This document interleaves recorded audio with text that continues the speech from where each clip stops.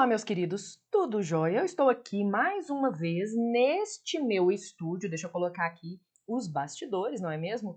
Olá, pessoal, vocês estão vendo toda a bagunça que me cerca e hoje a gente vai conversar especialmente com os candidatos que vão fazer a prova da UENG, que é a Universidade Estadual de Minas Gerais, agora em 2023. Entretanto, antes da gente começar a falar sobre a prova da UENG, eu tenho aquele pedido maroto para os senhores. Vamos engajar e fazer este vídeo chegar para mais pessoas? Deixa eu até dar uma melhorada aqui na iluminação. Pronto. Aproveita, se inscreve no canal, ativa as notificações, deixa um comentário, me fala, por exemplo, aqui embaixo, qual ou quais vestibulares você vai fazer em 2023, porque eu posso fazer um vídeo como esse. Eu caprichei no vídeo de hoje, acho que vocês vão gostar do vídeo de hoje, porque eu fiz o trabalho mais chato, o trabalho mais insuportável que existe no mundo enquanto professora de redação, que é ler o edital. O que eu fiz? Eu baixei o edital da prova da UENG, o último edital, li detalhadamente, grifei, tudo bonitinho, como vocês estão vendo aqui, e eu trouxe para vocês essas informações traduzidas e mastigadas. Então, este vídeo, se tudo der certo, tem tudo o que você precisa saber para arrasar na UENG 2023 e eu quero que depois que você fizer a prova você volte aqui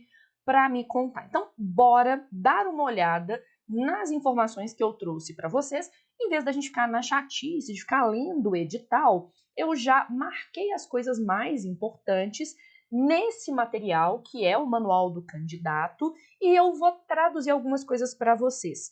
Se vocês quiserem, eu produzi um material PDF com o edital, apenas as páginas que falam sobre redação, o manual do candidato, apenas as páginas que falam sobre a redação e as últimas provas disponíveis. Vamos já conversar sobre isso? Vamos lá na câmera da mãozinha. No material que eu preparei para quem quiser, né? Nós temos a prova da UENG 2022.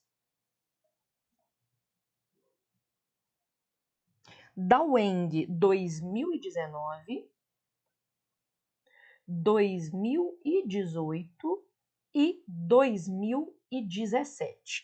Já vou destacar aqui que a prova de 2022 é o grande modelo para essa prova que vocês vão fazer, que é a prova de 2023. O edital é praticamente igual. Então, eu acho imprescindível que você faça a prova da UENG de 2022 para treinar agora para 2023.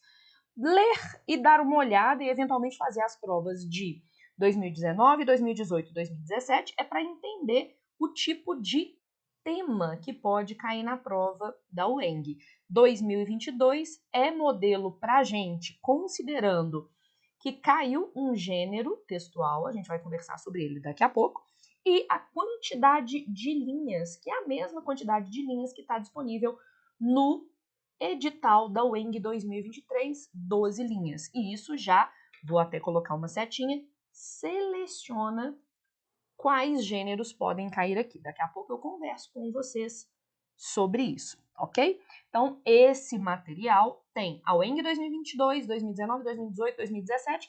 Aí você vira pra mim e fala assim, poxa, Jana, mas o que aconteceu com a prova da UENG 2020 e 2021?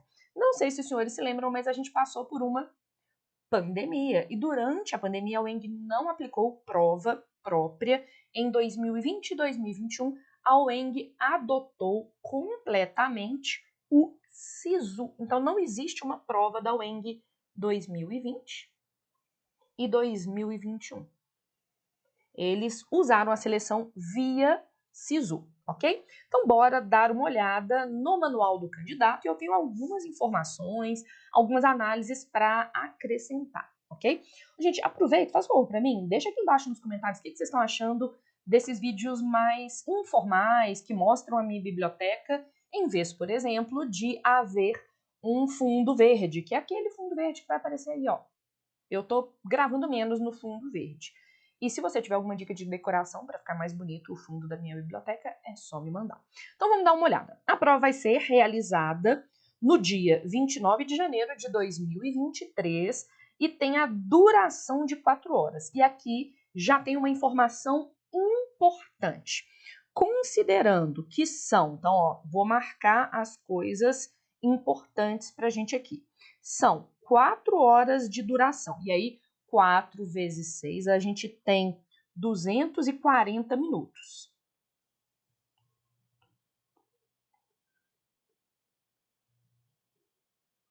Eu gosto de fazer essa conta para te ajudar a fazer a estratégia de prova, tá? E a gente tem 48 questões de múltipla escolha, tá? Então, a gente tem 48 questões de múltipla escolha e uma redação que eu já te contei que são 12 linhas. Ô, gente, sendo muito sincera, uma redação de 12 linhas, eu não espero que você gaste muito tempo, não. Então, eu tenho 240 minutos para as 48 questões, a redação e o gabarito, tá? Isso é o todo. O que eu calculo em geral? Questões da UENG não são questões lá muito complicadas, muito longas de serem resolvidas. Então, eu te daria, no máximo, 3 minutos por questão. Então, eu tô aqui, meu celular tá aqui do lado, ó, vocês vão me ver pegando o meu celular, eu tô fazendo essa conta com vocês, ó, meu celular, tchananã. Vamos lá, eu acho que eu vou usar a câmera da mãozinha para isso. Você pode acelerar o vídeo neste instante, tá?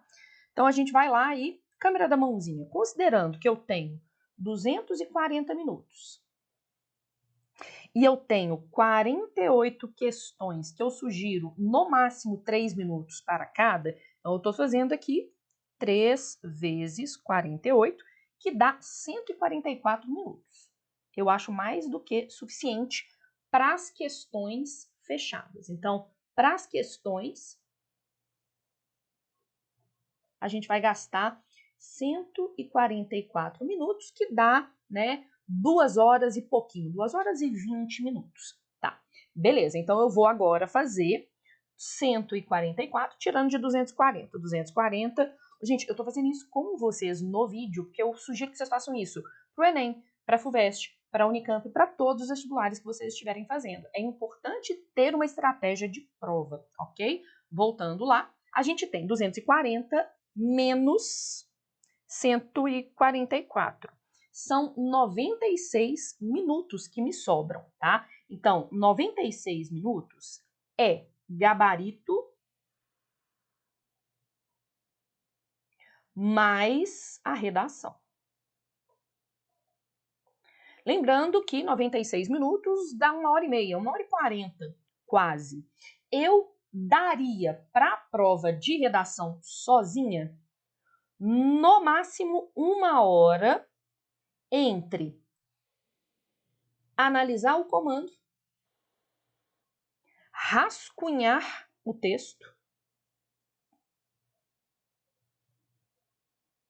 e passar a limpo a versão final.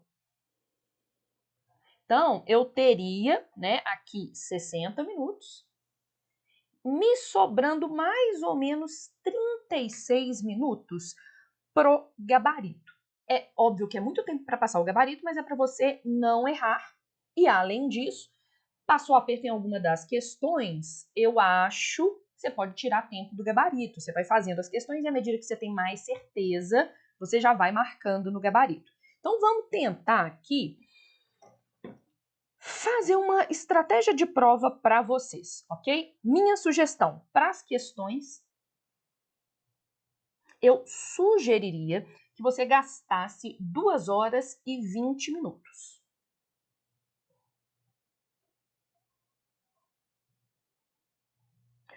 Para a redação, eu sugeriria 60 minutos, 1 hora.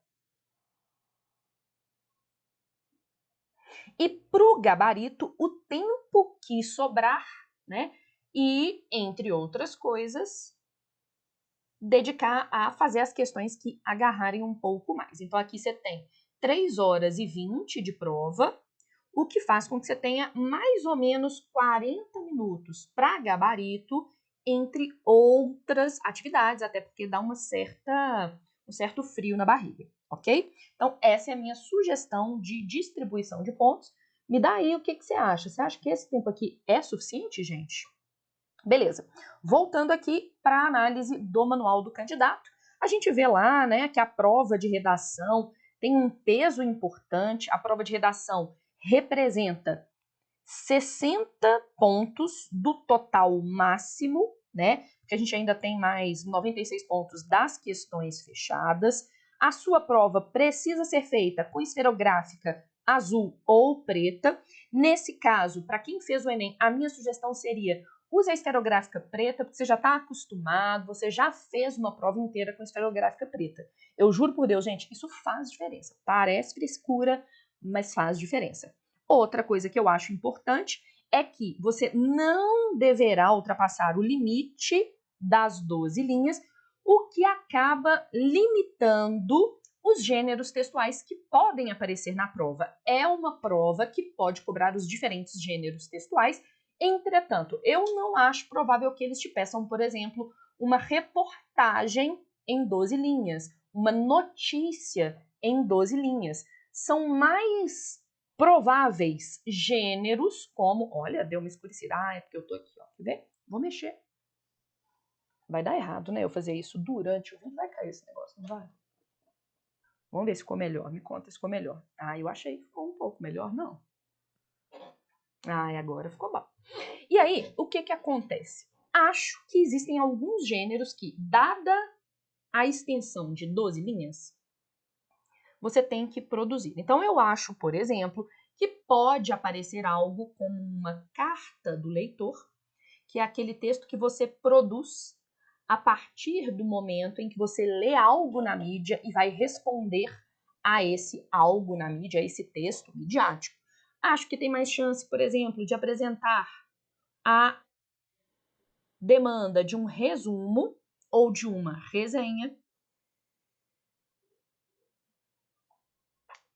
Acho que poderia aparecer, por exemplo, algo como um comentário em site ou fórum da internet, que é bem curtinho, ou até mesmo o já clássico parágrafo padrão, um texto de 10 a 12 linhas que tem a sua opinião. Gente, temos aqui neste canal, por exemplo, vídeos sobre esses gêneros como um todo, tá? Essas são as minhas apostas para os gêneros que podem cair na prova da UENG. É importante que os senhores saibam fazer a estrutura desses gêneros, considerando que se você desrespeitar o gênero, você pode tirar um 0, tá? Um dos critérios para tirar 0 na prova da UENG é não produzir o texto dentro do gênero pedido. Aí vem outras observações, a gente tem lá, né, quais são as diferentes áreas que fazem parte, e eu queria já ir mais direto ao assunto agora, deu ali 13 minutos de vídeo, 13 é galo, por favor, os atleticanos do meu canal, 13 é galo, é isso. Voltando então, vestibular UENG 2022, que é o vestibular mais próximo do que vocês vão fazer. Então vou pôr até um coraçãozinho aqui, eu acho, coraçãozinho, uma estrelinha, eu acho que é a prova que vocês precisam fazer para treinar. Então, o que é interessante é que você, obviamente, leia a capa do caderno de prova com toda a atenção. Eu já coloquei direto a parte da redação, porque eu sou professora de redação dos senhores, né? Voltando. Então, quais que são as coisas que eu destacaria aqui? Critérios de correção da prova da UENG. Adequação à proposta de redação. O que é a adequação à proposta de redação?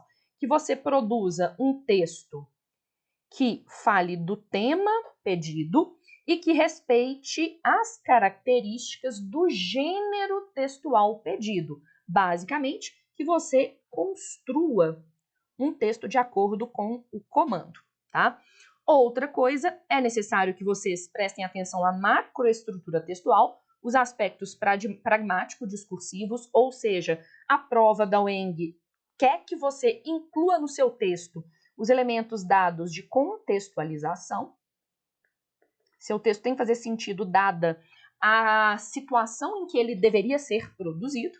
A microestrutura textual, que é a parte de norma culta, vocabulário, entre outros. E expressão seria o que a gente chamaria de argumentação.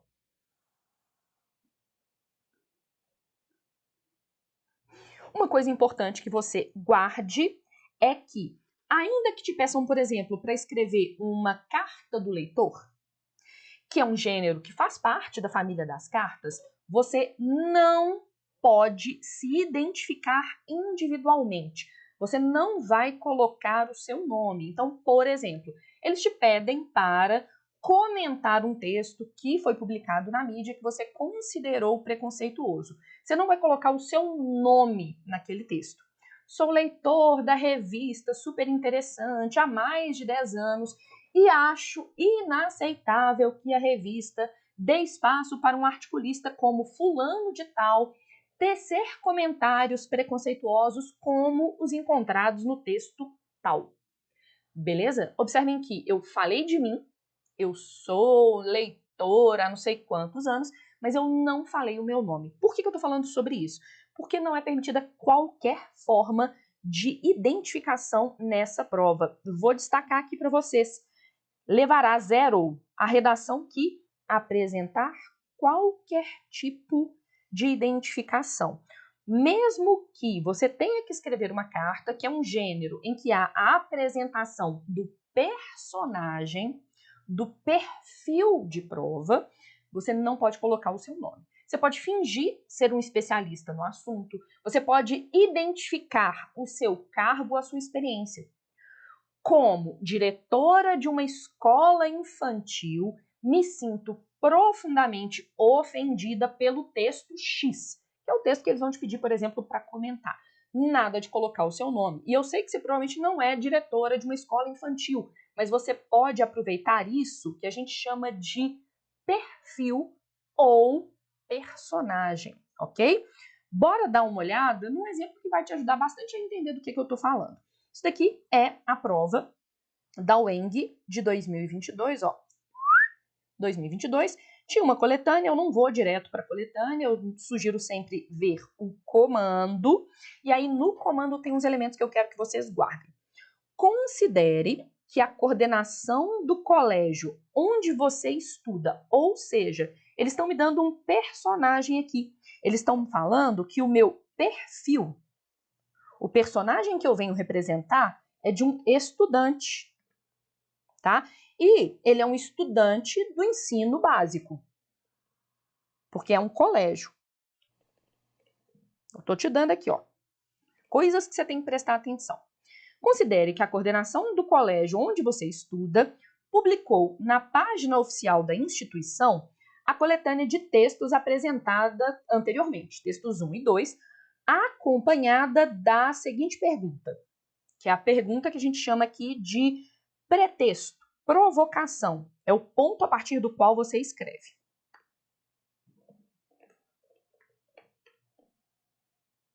Provocação, não. E aí a pergunta é uma pergunta importante, é o que vai motivar a sua escrita. Quais são os impactos gerados pelo aumento de resíduos sólidos urbanos na nossa sociedade? Mas observa que eles vão te pedir o seguinte, como aluno do ensino médio, então aqui é o perfil, interessado em participar da discussão proposta, redija uma resposta argumentativa à questão, ou seja, você precisa produzir um texto que responda a essa pergunta de até 12 linhas. Aqui, quando eles falam de uma resposta argumentativa à questão, o que eles estão falando, na verdade, é qual é o gênero que você vai produzir.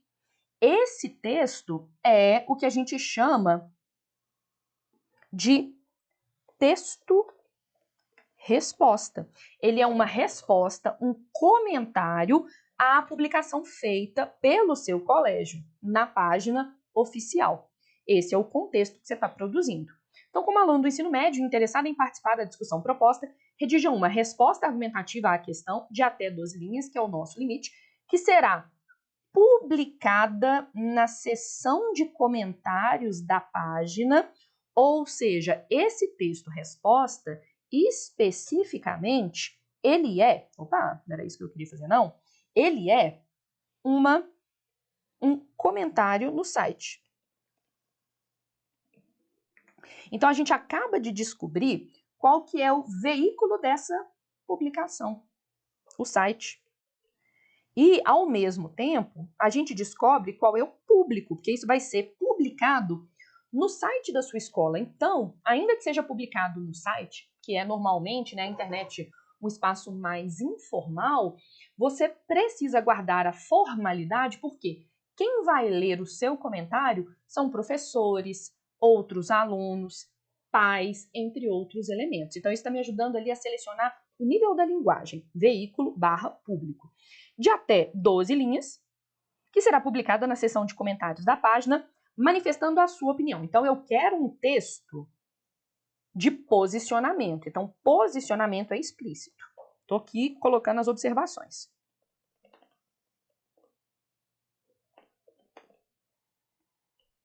Seu texto, óbvio, deverá ser escrito na norma padrão da língua portuguesa e mobilizar argumentos que sustentem o seu ponto de vista. Ou seja, você vai escrever um texto que responde à pergunta, a gente vai analisar a pergunta agora. Esse texto é um comentário à publicação dos dois textos, texto 1 e 2, que estão na coletânea, e você tem que se posicionar. Então, isso, para mim, parece muito com o gênero carta do leitor. Você leu os textos e está se posicionando.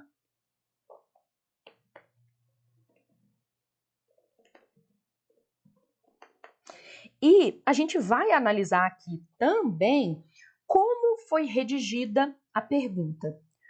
Quais são os impactos? Quem é meu aluno sabe que eu presto atenção nos detalhes do comando. Se foi colocado aqui no plural, os impactos. Opa, não era isso que eu queria fazer aqui, não. Um tom amarelinho bem chamativo, ó. Os impactos é um texto que, pelo menos na minha opinião, tem que explorar consequências, pelo menos duas,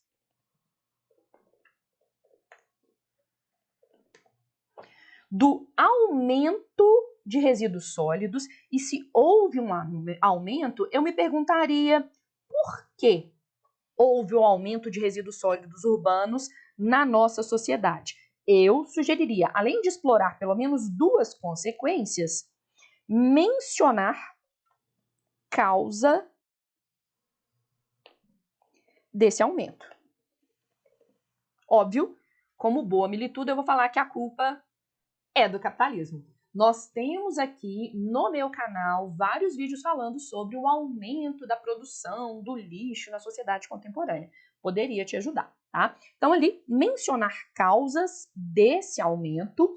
E uma dica, gente, eu conheço algumas pessoas por aí, eu não posso dar mais informações do que isso, vou falar só isso. Eu conheço umas pessoas por aí, a minha dica seria, assim como no Enem, tente abordar diversas perspectivas. Eu sugeriria, por exemplo, quem fizesse essa prova, que abordasse impactos, obviamente, ambientais, mas também impactos sanitários, impactos socioeconômicos.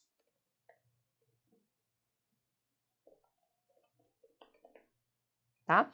E aí eu vou pegar isso aqui e colocar ali no outro cantinho para aparecer bonitinho pra gente, ok? Beleza. Jana, mas não vai cair o mesmo gênero novamente.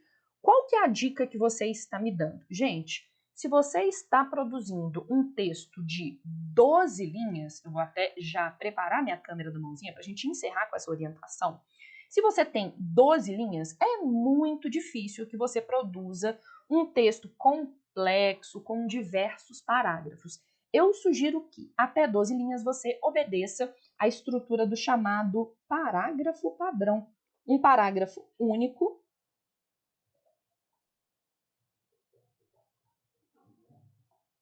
Então, vamos pôr essas observações aqui. Um parágrafo único.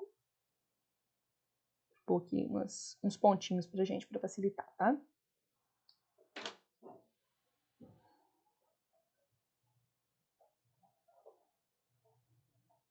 Você não vai fazer diversos parágrafos, é um parágrafo único. Esse parágrafo, ele precisa fazer sentido sozinho. Ou seja, você não pode fazer menção direta, explícita ao texto base, tá? Você precisa que o seu texto, o seu parágrafo único, seja um texto autônomo. Então, nada de colocar assim, nos textos 1 e 2. Então, nesse caso, por exemplo, a gente colocaria alguma coisa como: recentemente, na publicação de textos acerca de resíduos sólidos na contemporaneidade, blá, blá, blá, blá, blá, blá. Então, o seu texto, ele precisa ser autônomo. Quanto à coletânea, ele não pode ser nos textos 1 e 2. Seu texto tem que fazer sentido sem mencioná-los diretamente. E autônomo também quanto ao comando. O seu texto não é uma resposta pura à pergunta. Ele tem que ter início, meio e fim. E aí a minha sugestão é que você tenha no seu primeiro período a apresentação do tema e do seu posicionamento, da tese. No seu segundo período,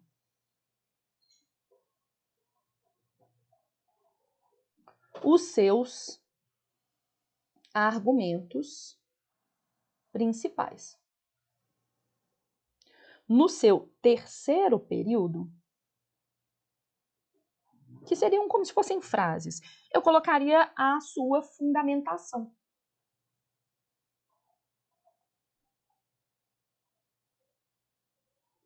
E o quarto período, a sua conclusão. Vou dar um exemplo.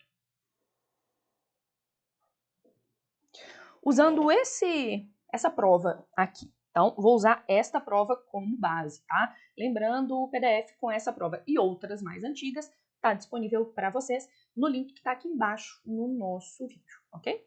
Então, beleza. Ó, vou até marcar com uma outra cor de caneta.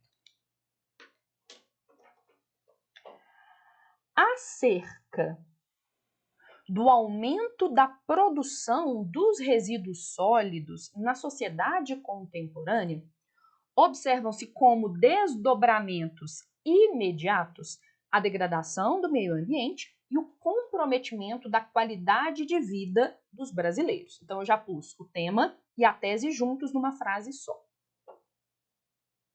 Vamos lá. Ó.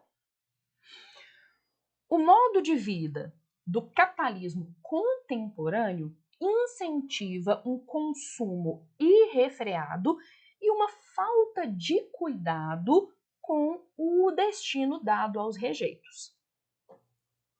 Dessa forma, os grandes volumes de lixo, sejam eles objetos eletrônicos, restos de alimentos ou até mesmo o esgoto urbano, por exemplo, acabam por contaminar os cursos d'água, os solos e até mesmo a atmosfera, causando não apenas desastres ambientais, como, aí você põe um exemplo do cotidiano brasileiro, mas também o adoecimento de parte da população, a exemplo dos surtos de cólera que houve no Brasil durante a década de 1990.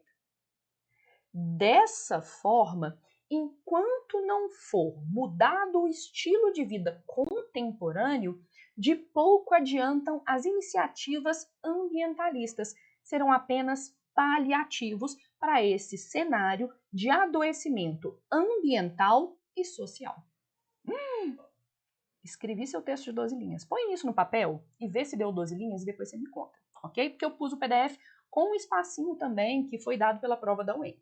E qual é a última coisa que vai ter neste parágrafo único, este parágrafo padrão, este parágrafo que é autônomo? Eu preciso de um posicionamento explícito do início ao fim. Observa que na primeira frase eu já pus o meu posicionamento e eu fui colocando diversos adjetivos e advérbios que mostram a minha opinião. Então aqui, ó, vou colocar em outra cor. Então, um posicionamento explícito ao longo de todo o texto. Não dá para você enrolar como normalmente a gente enrola na prova do Enem, ok? Bom, eu tenho que encerrar esse vídeo, bati lá a minha meta, tá?